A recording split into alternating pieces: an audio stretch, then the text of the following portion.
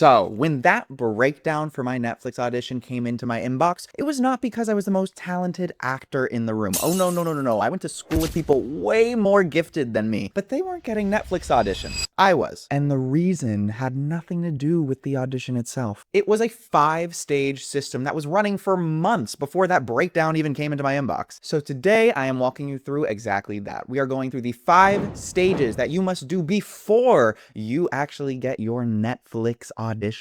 And we're going to be going through them in the order they actually happen. We're going to start at stage 1 and go all the way to stage 5 when we went from breakdown to callback to actually booking it. And I will show you, my beautiful little actor, exactly why this system works and 99% of actors are not using it. So most actors think that their first breakdown is going to come through Actors Access, right? It's not. Stage 1 is the part that nobody walks you through, but it's like the entire ball game here. So Netflix level breakdowns do not even appear on the same board that regular breakdowns kind of show up for. I'm talking beginner level breakdowns. Basically, the breakdowns that you are refreshing on your phone for on whatever casting website are not the breakdowns we're talking about. The breakdowns that have Netflix on them go to a much smaller, quieter stack of people that are allowed to actually see them. And your reps, like an agent or manager, are the only way to see it. Which means the question is not, do I have reps? The question is, are my reps able to actually see these breakdowns? Because your rep's status matters just as much as yours. And it's just not the version of the conversation that most newer actors get told. So here's what that actually means. I'll give you 3 things in order. Number 1, your rep's reputation. I really can't say that. Rep's reputation. It's the layer of the submission process that you don't even see. Plus, the submission is a totally different process than the actual audition itself. So the submission part is the part where you and your reps are working with the materials you already have to try and get you an audition.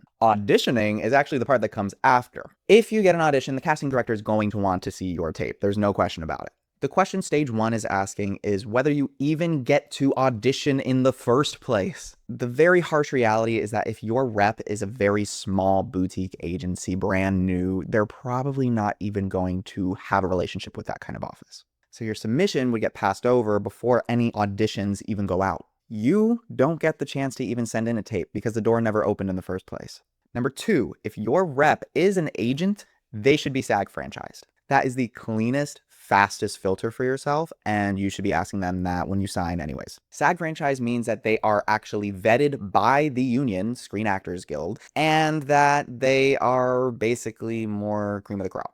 They're operating under union standards. So casting directors are going to be wanting to work with people who are SAG franchised in the agency department because they basically have the streamlined same way of working. Because the conduct is predictable and the paperwork is clean for both of them. And if the agency representing you is not franchised, then that's kind of a red flag if this is your goal. Sidebar, if you have a manager or management team, that's kind of a different conversation because there's not really a way to vet them the same way agents you can. That is a longer conversation, and it's not just a yes or no, they're good or bad. Usually it's a bit murkier. So if you are interested in that conversation, go ahead and leave a comment down below. We'll see how it works. Also, murky does not mean bad. It just means that you have to be doing a bit more due diligence yourself. And this is the one nobody says out loud. Number 3, Netflix level breakdowns arrive because the office already has proof that you can do the work. And that proof comes in 4 different ways, almost always. Number 1, you usually have either a comparable booking on your resume. Number 2, maybe if you don't have that booking yet, you have the footage in your demo materials that shows that you can handle this kind of work at this level. Number 3, you actually have a consistent relationship with this casting office because they've been bringing you in for other projects and other roles, and even if you haven't booked any of them, you have been giving them consistent, great work to show that you are of a specific level. Or number 4, which is a very nice perk to have, you have a rep that already has a great relationship with that office, and just by having their name attached to you, people will go look at you. The casting office trusts that that rep has vetted you already. So it's usually one of those 4 reasons, never anything else. So that Netflix breakdown arrives for you because you gave them actual proof in one of those ways. And it's what I tell beginner actors to focus on all the time. It's the first phase of the working actor's blueprint. It's the identity blueprint and the essence engine. Because if you can't tell me in one sentence who you are for that specific type of project, the casting director is not going to be able to either. And I'm sure your materials don't reflect it. So stage 1 was upstream of the audition, but that brings us to stage 2. And stage 2 is funny because it's the thing that absolutely no one tells you in school. By the time that Netflix audition lands in your inbox, the audition is already half over. If you are reading that breakdown when it comes in, and it is absolutely the very first time you're even hearing about the show, the casting director, anything about the network, you're starting at 0 when other people started 6 months ago. So let me explain. Working actors do something called tone analysis. And they do this before the breakdown even arrives on the casting directors in their markets, on the shows shooting in their markets, on the directors that commonly work in their markets. By doing this and actually studying the people who are the gatekeepers in your market's work, you're able to understand their tones and the way they operate better. So when your breakdown comes in and it just says grounded, what does grounded really mean? It means something totally different to you versus me. So it's the same between different casting directors or projects. Same word, two totally different audition interpretations. So what we want is by the time that breakdown comes in, we are already familiar with who the casting team is for that project. You are matching your flavor, your essence to the project and the world and universe they've already built for you to enter into. So here's the 3 moves working actors almost always do at this stage. Number 1, you build a list of all of the casting offices casting the shows you currently want to be in. You got to be familiar with the recruiters to get recruited. Number 2, look at the last 3 or 4 projects that those casting offices have done. Then go even smaller and narrower. Look at the exact roles you would have been going in for those projects. And from there, we want to look at all those actors they've cast in the past. The day players, the under 5 roles, basically we want to be narrowing in on what type of performances they're bringing. And if everyone throughout those pools look absolutely nothing like you, then probably that isn't a pool that you are meant to be playing in right at this very moment, just based off of statistics and data. And number 3, you track the tonal pattern over time. Some people like to cast for big performances, some like to cast for small. Some go very offbeat, some go very clean, must be hitting the rhythm of the entire tone of the show. Once you can describe the casting and the project's color palette, you can use it to paint. And then you're ahead of every other actor who's just getting that breakdown and just figuring out now, what is this stuff about? They're starting with a blank slate. You already have a whole thing of colors. And listen, I know this is a lot. It just is a lot. But it's the difference between a Netflix level audition coming in for your breakdowns and other smaller projects. Most actors I went to school with are super talented and they are just waiting for these things to come hit their inbox. But we want to be proactive before that breakdown's ever even written for that specific role. And stage 3 is the part that disqualifies most actors before the casting director even gets the tape. So if you want to know if a Netflix level casting director is going to receive your tape well, you should not show me your acting. You should show me your tape. Because here's the truth, when the Netflix level breakdown hits your inbox, every other actor in your category is scurrying to hand in the same thing within the same amount of time. Hundreds of submissions of the exact same thing about to land on someone's computer. And the CD's not going to watch your tape if you're giving them a crappy product. I mean, I wouldn't. That decision can happen in like 5 seconds. Do you have okay lighting, framing, background? We want to make sure your eye line's okay. Are things industry standard here? Most actors think that their audition's going to be rejected because of their performance. It doesn't. Most will get rejected because you just didn't even put in the effort to give them a clean product. Lights flattening your face. There's audio bouncing off your bedroom walls. The eye lines may be so far away that we're just looking at the side of your face the entire time and not actually seeing your eyes for the audition. And this isn't even supposed to be a plug, but it's literally why I had to put it in there. We have to focus on the home studio protocol in the working actor's blueprint, and this is why. Not because your self-tape lighting is the most important part of acting. It's not. It's because your tech setup should just be the basis and the floor.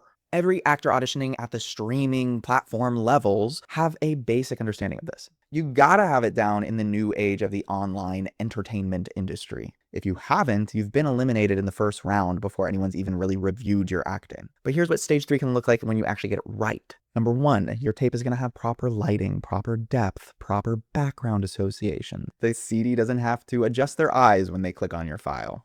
And just from there, they're finally evaluating your work, not the production. Number 2, your eye line, generally 2 or so inches off of the lens so we can actually see your eyes.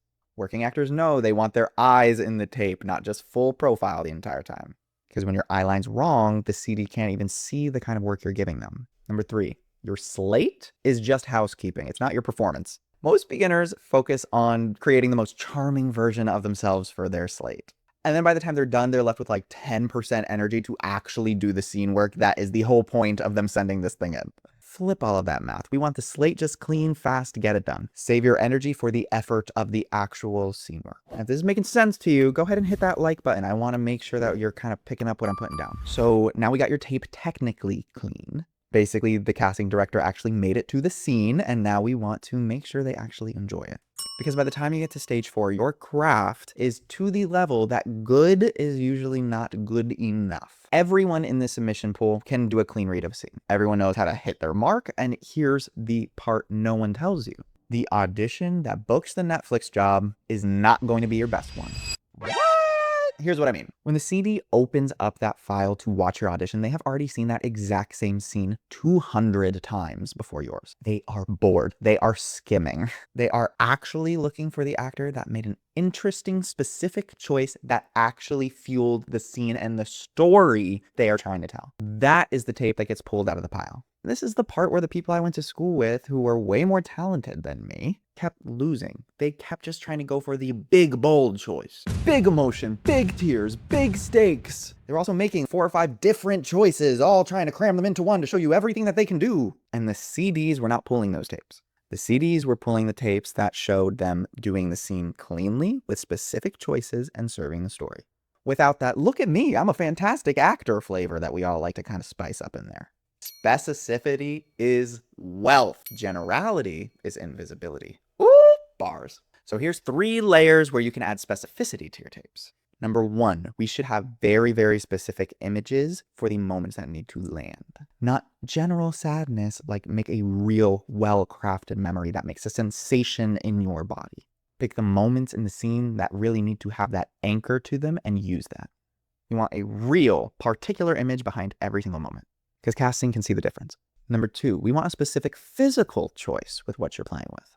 Where's your body in the chair? Where's your eye line?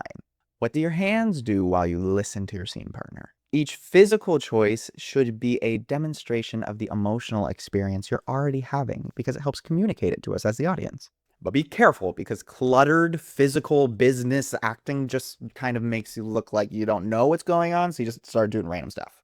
Clean, unmuddied physical choices.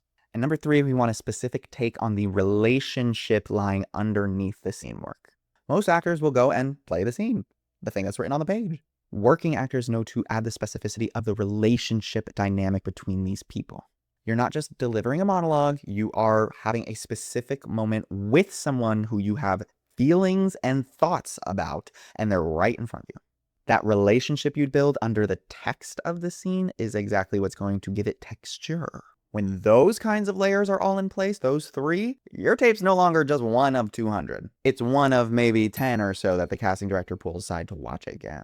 That is the audition that can produce a callback. It's also the audition that turned into my first Netflix booking. Stage 5 is the part that doesn't feel like a system at all once it actually happens. The breakdown lands in the inbox. You recognize the office. You've been doing the tone work for months, right? Your home studio is already prepped and ready to go. Your specific choices are coming to you as you rehearse the scene. You shoot 3 takes, bing, bang, boom, you send 1 in. Poof, you forget about it. Or at least, you tell yourself you're going to forget about it. And then your reps call. In my case, that call ended up being for Pain Hustlers on Netflix. It was a movie directed by David Yates, the director of the Harry Potter movies, and it was with Emily Blunt, Chris Evans, Catherine O'Hara, Andy Garcia. 7 weeks on set with all of those amazing A-listers. And that role changed everything about my conversations after the fact, too. Because here's the thing I want you to actually carry with you. That call I received didn't feel like luck when I got it. It felt like the next rep in my progression, because all of the other 4 stages I was doing actively to lead to this. The audition was not the poof magic moment. That's what I'm trying to get across. It was the natural output of a system that had been running quietly by me for months. Because this is the part that nobody on the outside understands. That audition didn't feel like the finish line. It felt like one of the points in a much longer race I'm having in my acting career. Because stage 5 is not the moment that you book the job, it is the moment you realize that this system works. Here's what landing the first Netflix job actually teaches you. Number 1, your auditions are going to be downstream of this system we built together. The actors who get these Netflix auditions had 4 prior stages of work that they were doing all leading up to the audition. The audition itself is just the outcome. Number 2, luck is just opportunity meeting preparedness. That breakdown for the role didn't find me because I'm the most talented actor in the world. No, it found me because that system I built had been running. When the opportunity arrived, that preparedness just had me ready to go to book it. Both halves of this equation are required. Number 3, this is the lesson all 5 of these stages teach you. The actors who get the first Netflix project are the ones who built something that they own themselves. Their target lists, their project organization files, their home studio, their specialty plus craft discipline, their relationships. Casting directors do not just give you an audition. You build the conditions where the audition is the most natural thing to come. But unfortunately, this is also what people don't get. You can do all 5 stages of this system and still not end up receiving Netflix level auditions for streaming platforms like this. Because there's a second piece, researching what casting offices to be in front of, how your personal reps will get onto their radar, and which relationships you should be fostering over time. It's exactly what I work with actors on in the Working Actors Blueprint. If you want to check it out, you can check it out in the link in the description down below. I'd love to talk to you about it. But if you're not ready for that yet, there's also something else. I need you to remember that your first Netflix audition is only one audition. Booking a Netflix role takes about 100. So if you want to know the exact stage-by-stage breakdown of what happens between 20 auditions leading up to 100, the math, the silence, the traps people fall into, all of that leading to the audition that finally does book you, go ahead and watch this video right here. All right, guys, I'll see you next time. Mwah!